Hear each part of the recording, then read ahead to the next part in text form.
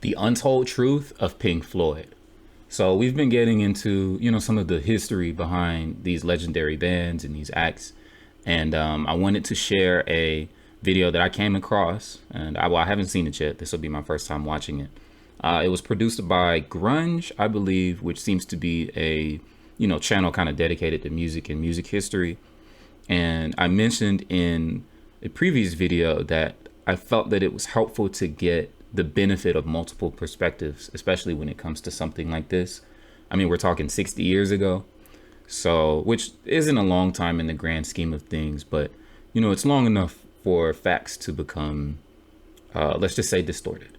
So the more sources, we can get our information from, we'll be able to benefit more from being able to kind of decide for ourselves what seems to be the closest to the truth. Obviously, things can always be adjusted or edited or, anything of that nature. It is history, but I think a kind of a multifaceted approach is what's best. So anyway, let me get down off my soapbox. I'm sure you guys just want to hear the music, just want to see the video. So with all that being said, this is The Untold Truth of Pink Floyd. Let's tap in. As one of the biggest rock bands of the 60s and 70s, there's no denying the colossal mark Pink Floyd left on music. From the early days with Syd Barrett to The Wall to today. This is the untold truth of Pink Floyd. And boy, Roger Waters. Pink Floyd performed under some pretty interesting names before settling on their famous moniker. Is that as revealed by Far Out. Yo, they were on some real experimental Floyd stuff. performed under some pretty interesting names before settling on their famous moniker. As revealed by Far Out, the band tried their luck with the Megadeths, I played tuba. the Spectrum 5, the Scream. Actually, I went to college on a music scholarship, playing tuba. To the 60s and 70s, there's no denying the colossal mark Pink Floyd left on music. From the early days with Syd Barrett to The Wall to today. This is the untold truth of Pink Floyd. Pink Floyd performed under some pretty interesting names before settling on their famous moniker. As revealed by Far Out, the band tried their luck with the Megadeths, the Spectrum 5, the Screaming Abdabs, and another unique option, the T-Set. I like that As name Far the Out most. points out, this latter T-Set. option actually made a little bit of sense. After all, it seemed to resonate with the band's LSD-induced sonic adventures that co-founder Syd Barrett would start going on around this time. Ultimately, however, the group decided to change the name yet again. And as Echoes, the complete history of Pink Floyd points out, this was probably due to another London-based band that was utilizing the same handle.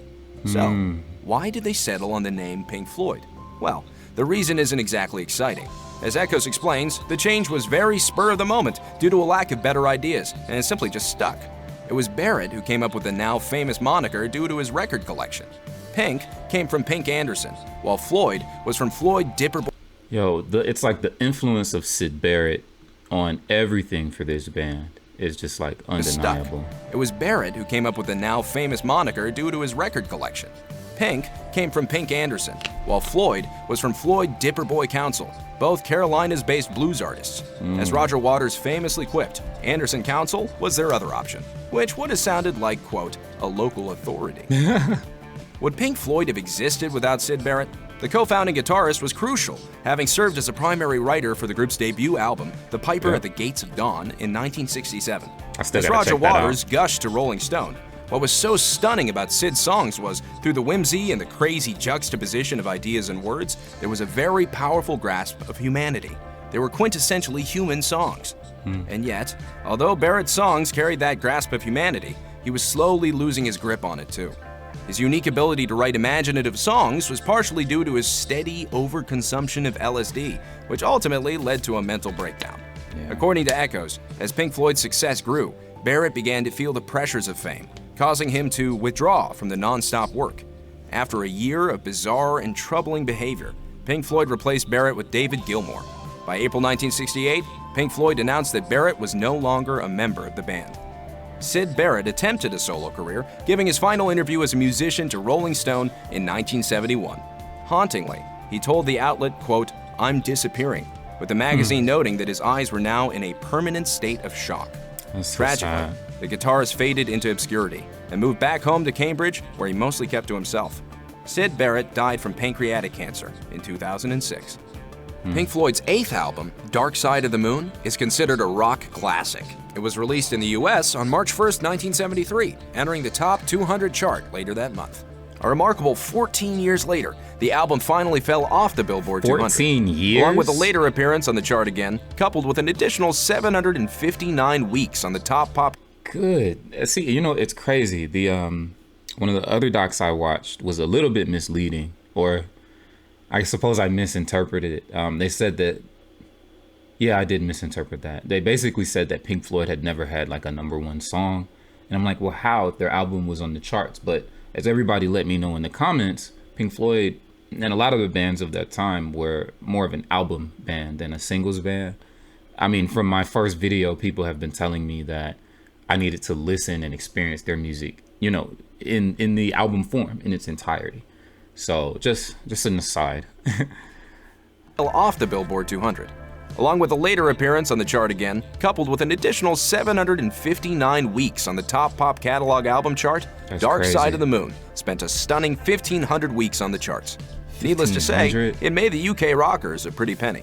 Interestingly bet. enough, Dark Side of the Moon, as legendary as it is tied in with another British cult classic. According to Rolling Stone, while Pink Floyd was recording Dark Side of the Moon, they spent their free time watching the comedy ensemble series Monty Python's Flying Circus. When it was time for the actors to shoot their first full-length feature film, 1975's Monty Python and the Holy Grail, they struggled to pony up the dough. Well, actually, I am a Knight of the Round Table. You're a Knight of the Round Table? I am. In that case, I shall have to kill you. Cue Pink Floyd. The film's director, Terry Gilliam, revealed to The Guardian, none of the movie studios would give us any money. This was at the time income tax was running as high as 90%, so we turned to rock stars for finance. Elton John, Pink Floyd, Led Zeppelin, they all had money, and we seemed a good tax write-off. Ultimately, smart. Pink Floyd gave 10% of the film's initial budget of 200,000 British pounds, according to Rolling Stone. George Orwell's World War II-era novella, Animal Farm, was an instant success, with the first edition selling out You in a know mere... what? I remember reading Animal Farm. Okay, all right. It's all tying together. Like the whole pigs, dogs, animals thing. And Orwell did 1984 too, right? 1,000 British pounds, according to Rolling Stone. George Orwell's World War II-era novella, Animal Farm, was an instant success. It's Animal Farm, excuse me. It's supposed to be like an allegory for like communism or something like that. Like there's even like a flag or something in the book that has the sickle and is it the hammer and sickle? Some of the symbolism behind. Anyway, let me shut up before I make myself sound more foolish than I already do. First edition selling out in a mere month. The story revolves around a group of animals rebelling against the farmers that owned them, an allegory that warns against allowing totalitarians to have all complete political power. Gotcha. Man is our enemy. There's a movie? There like a live action? Well, that's All complete creepy. political power. Man is our enemy. Why the nose so This wet? classic tale also served as the inspiration for Pink Floyd's 1977 concept album, Animals. It wouldn't be the only time Pink Floyd took a bold social stance. After all, they would follow up with 1979's boisterous political commentary on The Wall. However, Animals served as a stepping stone for future concept album success. Coming in at only 5 songs, Roger Waters adapted Orwell's book into his lyrics and titles. As Far Out notes, the sheep are the mindless followers, the dogs are the wannabe imperialists, and the pigs are the rulers. There will be no more meetings, no more endless debates. From now on, a special there's a committee of movie? pigs will decide all aspects of the farm. As Phil Rose points out in Roger Waters and Pink Floyd The Concept albums, even the album cover of Animals holds Okay, I gotta significance get to the this. point Waters Oh is attempting to yeah, make. I read that it's something like 4 band members, and then it's a factory, and there's like some phallic imagery or something. Since the pigs are the rulers, a large inflatable swine is seen suspended high above London's Battersea Power Station, which was once a symbol of power in industrial London. Yeah, I posted a short In with Roger 1977, Waters Pink talking Floyd about played that. at the Olympic Stadium in Montreal. According to the National Post, it was the largest stadium rock concert in Canada, coming in at a whopping 80,000 unruly fans. Wayne Larson of the Montreal Gazette was actually in that crowd, near the front. Recalling Nice. the very rowdy crowd, Larson explains that the mood of the concert was killed by fireworks, one of which went off close to Roger Waters' head. According to Larson, Waters screamed, "Stop lighting off fireworks!" Sure enough, the chaos didn't stop, and according to several accounts, roadies ended up grabbing one of the firecracker culprits. The roadies then dragged him up to the stage and held him while Waters spat in his face. This Montreal concert was the last that the band played before recording The Wall, and it served as a huge inspiration. As Waters told the National Post in 2016, "What I think happened was that I was angry. With all due respect to the population of Montreal, they were completely drunk." Adding that reflecting about the moment he realized he was in the wrong, he couldn't shake off the fact that the incident didn't make him, quote, feel human. As such, Waters came up with The Wall, which he says involved building a huge wall between himself and the folks he was trying to communicate with. The year 1982 saw the release of Pink Floyd The Wall, a movie based on the band's record of the same name and one of the most celebrated albums of all time. Roger Ebert dubbed it, quote, the best of all serious fiction films devoted to rock, and the flick won 2 BAFTA awards the following year. Simply put, Pink Floyd The Wall became a cult classic, so some fans may be surprised to hear just how difficult it was to get this movie finished. In an essay on his website, the film's director Alan Parker declared, "I'm very proud of it, but the making of the film was too miserable an exercise." As it turned out, Parker's main difficulty came from singer-songwriter Roger Waters and Gerald Scarfe, the cartoonist who helped Waters create The Wall's extravagant stage show. As Parker himself explained, Waters' personality was, quote, intimidating, especially when it came to suggesting anything outside his own personal vision for the movie, which caused tensions between himself and Scarfe. According to Far Out, the animator was so distressed and anxious about working on the project that he turned to drinking, and was usually seen with a flask of whiskey. As Parker explains, he wouldn't see Waters for decades after the opening of the flick. Meanwhile, whenever Parker bumped into Scarfe, the cartoonist would shudder. Scarfe, however, would eventually make amends with Parker. The amphitheater found in the ancient Roman city of Pompeii once housed up to 12,000 spectators and was home to brutal gladiatorial fights, along with more lighthearted circus acts. When nearby Mount Vesuvius erupted in 79 AD, it wiped out the population of Pompeii, and the city hauntingly remained buried until the 1700s when it was rediscovered. Almost 300 years later, that very same amphitheater was the venue for probably one of the most bizarre concerts of all time. This was an amazing performance. Live at Pompeii. As the director of the documentary, Adrian Mabin told Brain Damage he chose Pompeii as the venue because he liked the contradiction of playing live in a, quote, place that is dead. Since Pink Floyd were to play to virtually no audience, the idea to resurrect the dead city came to him in the hope that ghosts of the past could somehow return. The shots of empty Pompeii combined with Pink Floyd's melodies gave it a captivating result. As Mabin told Prague, road manager Peter Watts told him that the sound had somewhat of an echo to it. Watts also made note of the fact that the Romans who built the amphitheater thought not only of the structure, but also of the acoustic qualities.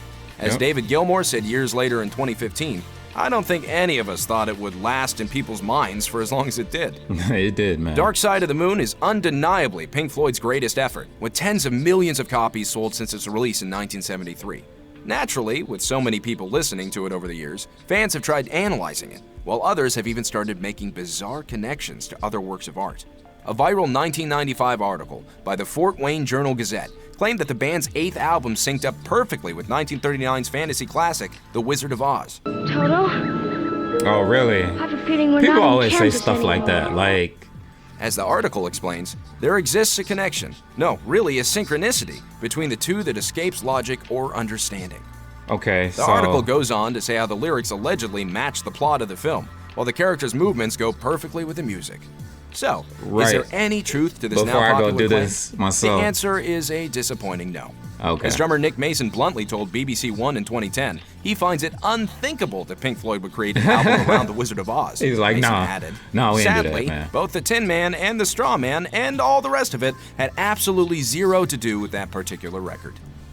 The remaining members of Pink Floyd have famously feuded for years. Things have gotten so bad, in fact, that The Independent dubbed it the greatest feud in rock.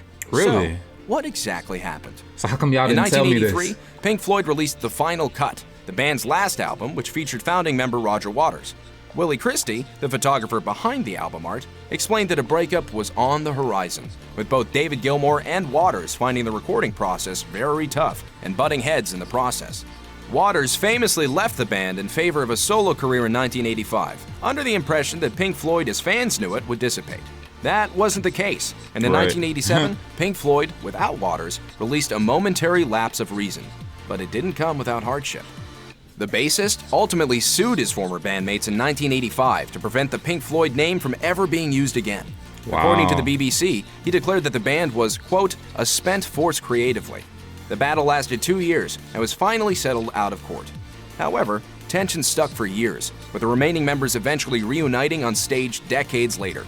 Finally, in 2013, Waters admitted to BBC's Hard Talk that he was wrong, adding, "Of course I was. Who cares?" Right.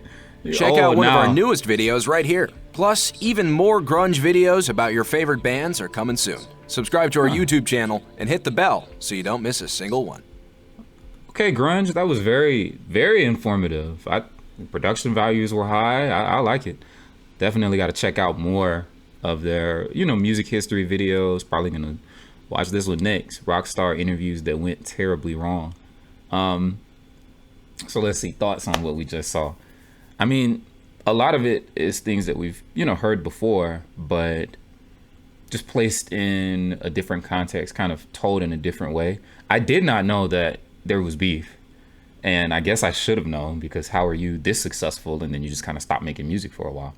So I really want to see what maybe went into that. I had a viewer tell me that Sid Barrett was apparently David Gilmour's childhood friend, something like that.